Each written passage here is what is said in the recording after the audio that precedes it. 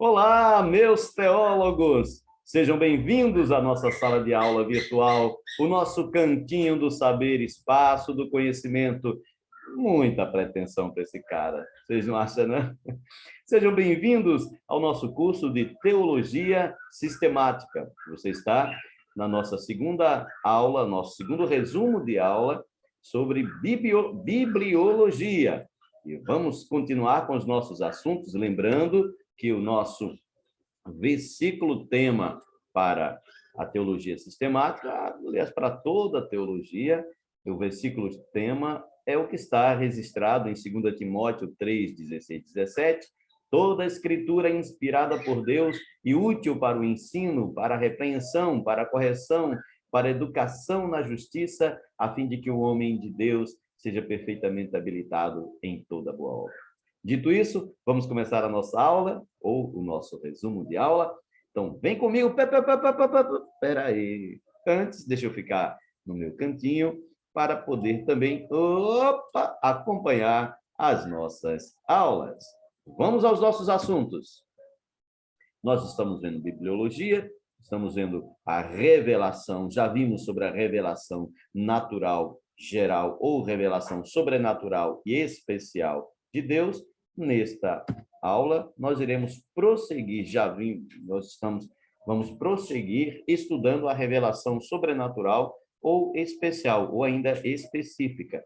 E nós temos mais leituras recomendadas, ok?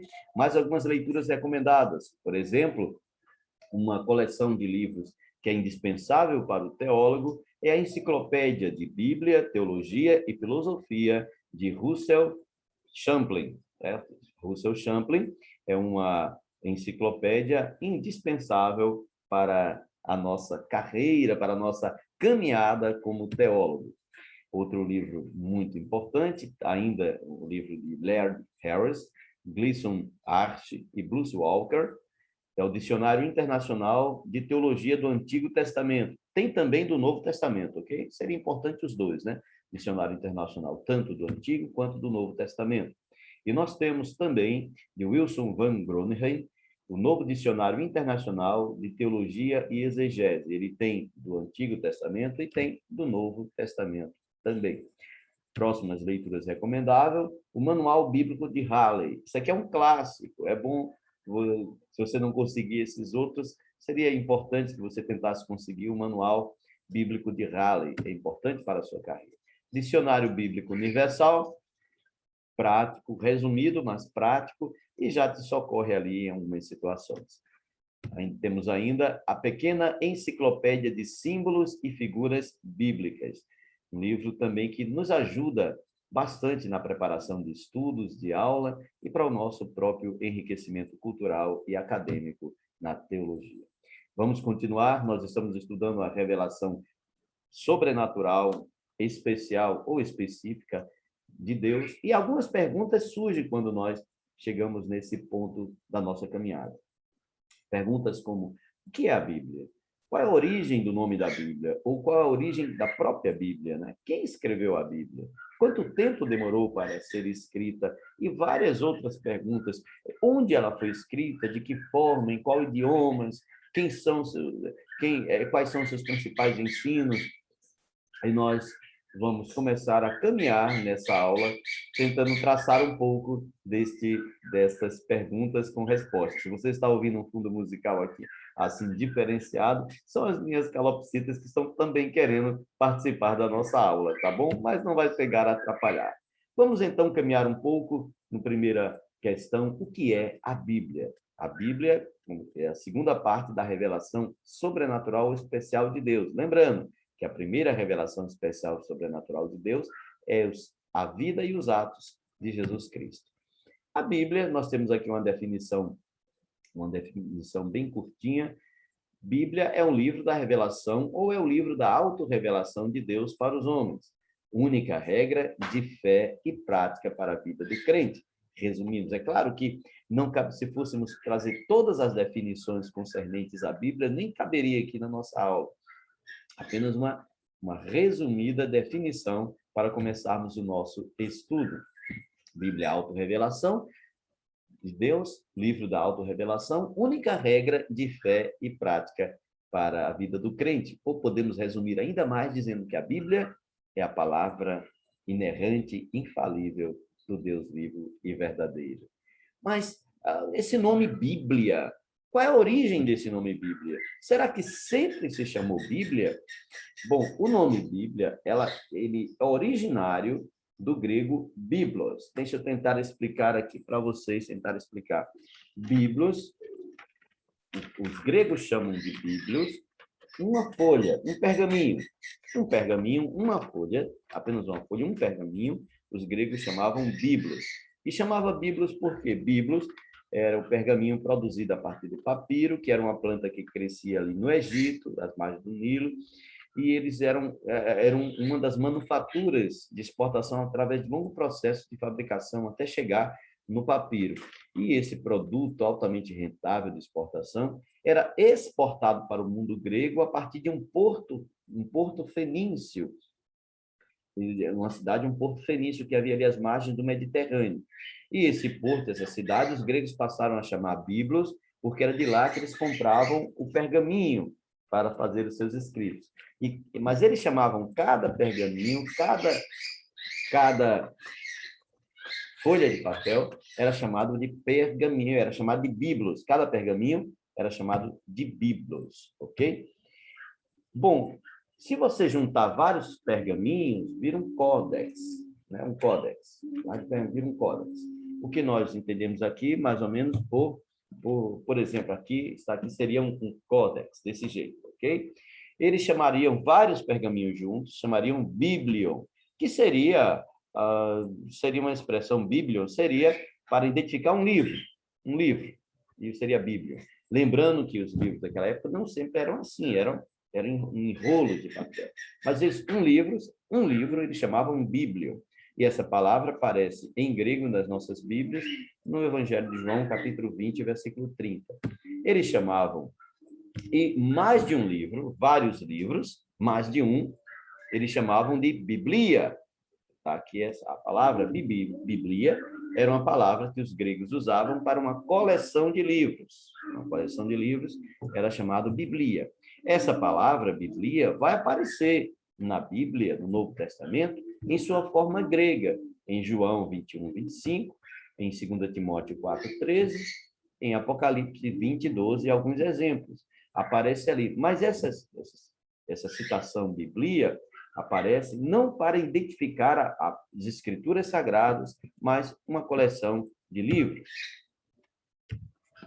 Mas, ainda continuando investigando sobre a origem da Bíblia, essa palavra Biblia, que hoje aportuguesado é Bíblia, ela vai ganhando significados semânticos com o tempo. A partir da influência do idioma francês e do latim, teve o seu significado semântico mudado. Nós encontramos em Clemente de Roma, ainda no segundo século, e Eusébio de Cesareia, os primeiros a se referirem às escrituras sagradas como Bíblia. Mas eles era da mesma forma que eles se referiam a outras coleções de livros. Não era especificamente, exclusivamente as escrituras sagradas. O primeiro estudioso, o primeiro teólogo que vai usar o termo Bíblia, já com contornos, com a influência francesa e latina, vai ser o patriarca de Constantinopla, João Crisóstomo, patriarca de Constantinopla, é que vai usar o vocábulo Bíblia para especificar a coleção de livros considerados sagrados pelos cristãos. Então, a partir daí, lá entre o século IV e o iniciozinho do século V, ele foi o primeiro que cunhou a expressão Bíblia para as escrituras sagradas. E com o tempo, o significado semântico hoje significa, quando nós falamos de Bíblia, sabemos que estamos falando da coleção de livros considerados sagrados pelos cristãos. Mas, tudo bem. E quais foram os materiais usados na escrita da Bíblia? A Bíblia foi escrita primeiramente em pedras, em tábuas de pedras. Você lembra lá de Moisés descendo do monte com as tábuas de pedras escritas pelo próprio dedo de Deus. A Bíblia também foi escrita em óstraco. O que é óstraco? São cacos, são cerâmica. Se usava cerâmica para registrar, porque durava, a sua duração era bem grande. A Bíblia também foi escrita em tabletes de argila, em placas feitas de barro, em papiro. A Bíblia também foi escrita em papiros, que é o papel, a grosso modo, extraído de planta. Também foi feito em couros de pele de animais, e em pergaminho também feito com pele de animais. Lembrando que esse couro e essa pele de animais não podia ser de qualquer animal, tinha que ser de animais puros, certo? Tinha que ser de animais puros, e o sacerdote, para escrever a Bíblia, ele tinha que estar com a indumentária certa, ele tinha que estar todo enceado, ele tinha que ter uma grande reverência na hora de produzir o escrito da Bíblia. Não era de todo jeito. A tinta que usava era uma tinta especial, e se ele fizesse um erro, se ele errasse uma palavra numa folha que ele estivesse registrando, ele tem que jogar aquela folha fora. Se houvesse 3 errozinhos na produção dele, 3 erros só, 3 errozinhos em qualquer letra, todo o trabalho dele tinha que ser jogado fora. E como era esse jogado fora? Ou queimado ou enterrado. Para quê? Para que ninguém que achasse aquele escrito com erro pudesse utilizar de uma cópia das escrituras sagradas com um equívoco, com um erro de um copista. Continuando ainda, aqui você tem um exemplo do que é um papiro, dos pergaminhos, do óstraco e das tábuas de argila. Lembre que os livros, naquela época, havia os códices, mas os livros eram em rolos, não eram em rolos. Quando Jesus entra lá em Cafarnaum, na sinagoga, é-lhe dado o rolo do livro da lei, e ele abre exatamente em Isaías 61, para dizer que a profecia tinha se cumprido. Imagine que o rabi, o líder da sinagoga, tinha que ter uma memória imensa para saber exatamente onde abrir na leitura exata, porque lembro que a Bíblia ela não foi escrita nem em capítulos, nem em versículos, ok? Isso é uma invenção moderna. E quais os idiomas em que a Bíblia foi escrita? Quais os idiomas originais? A Bíblia foi escrita em 3 idiomas originais, que durante a mudança, houve mudança durante o tempo, né? E os idiomas em que a Bíblia foi escrita é o hebraico, o idioma que tem 22 consoantes e não tem vogais, as vogais serão acrescentadas com sinais. A maior parte do Antigo Testamento escrito em hebraico, algumas porções do Antigo Testamento escrito em aramaico, algumas porções de Daniel, Jeremias e Ezequiel escrito em aramaico, e escrito em grego o Novo Testamento. Mas esse grego não é o grego da academia, não é o grego rebuscado, mas é o grego koiné, o grego comum, o grego do povo. Alguns estudiosos afirmam que o Evangelho de Mateus e a Carta aos Hebreus foi escrito em hebraico também, mas não temos certeza. E alguns trechos do Novo Testamento aparece o idioma aramaico que era falado na época do Novo Testamento. Aqui nós temos um recorte do hebraico, temos aqui esse texto aqui, Deuteronômio 6:4, que diz: Shema Israel Adonai, Elohenu Adonai Echad. Isso aqui é o Deuteronômio 6:4. Ouve Israel, o Senhor, nosso Deus, único Senhor. Então, você vê um pouquinho o hebraico, né? Aqui temos um exemplo do aramaico no Novo Testamento, em Marcos 15:34, que Jesus na cruz fala, ele recita o versículo 1 do Salmo 22:1, recita em aramaico, Elohim, Elohim, lama sabachthani. E nós temos aqui um recorte do grego koiné do Novo Testamento. Temos aí um trecho muito famoso, Mateus 6:9-13, Pater Hermon, Ró, Entos, Ora Nós, e aí vai por diante. Eu vou me arriscar para não fazer aqui um papel feio na pronúncia do grego, não é? Continuando aqui a nossa caminhada. E quem escreveu a Bíblia? A Bíblia, ela foi escrita por cerca de 40 autores.